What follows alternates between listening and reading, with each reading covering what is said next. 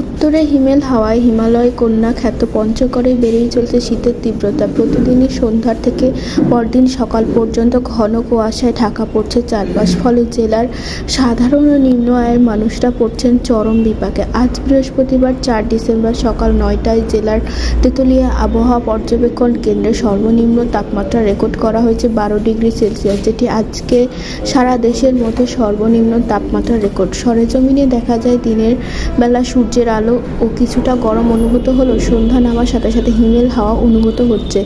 রাত যখন গভীর হয় তখন ঘন কুয়াশার শিশির বিন্দু পড়ছে, স্থায়ী থাকছে সকাল পর্যন্ত। আর এই শীত অনুভূত হওয়ার কারণে চরম বিপাকে পড়ছে জেলার খেটে খাওয়া মানুষ। সকালবেলা সময় মতো কাজে যেতে পারছেন না অনেকেই, বিশেষ করে পাথর চা ও খেটে খাওয়া নিম্ন আয়ের মানুষরা চরম বিপাকে পড়ছেন। এছাড়া শীতজনিত বিভিন্ন রোগে আক্রান্ত হয়ে পঞ্চগড় আনুমানিক সদর হাসপাতাল সহ ৪টি উপজেলা স্বাস্থ্য কমপ্লেক্সে শীতজনিত রোগীর সংখ্যা বৃদ্ধি পাচ্ছে। আক্রান্তদের মধ্যে সবচেয়ে বেশি শিশু ও বয়স্করা। আবহাওয়া অফিস বলছে, হিমালয় খুব কাছাকাছি অবস্থিত হওয়ার কারণে এই জেলায় শীত মৌসুমের তীব্র ঠান্ডা অনুভূত হয়। উত্তর থেকে হিমেল হাওয়া যখন জেলার উপর দিয়ে বয়ে যায় তখন এখানে তাপমাত্রার পারদ নামতে থাকে।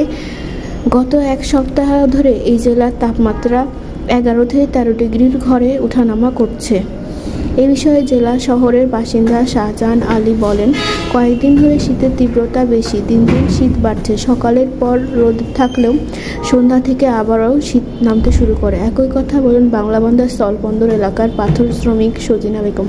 তিনি জানান, সকালে যখন কাজে আসি অনেক শীত করে, কাজে আসতেও দেরি হয়। আমরা গরিব মানুষ, কাজে না আসলে আমাদের তো জীবন চলে না।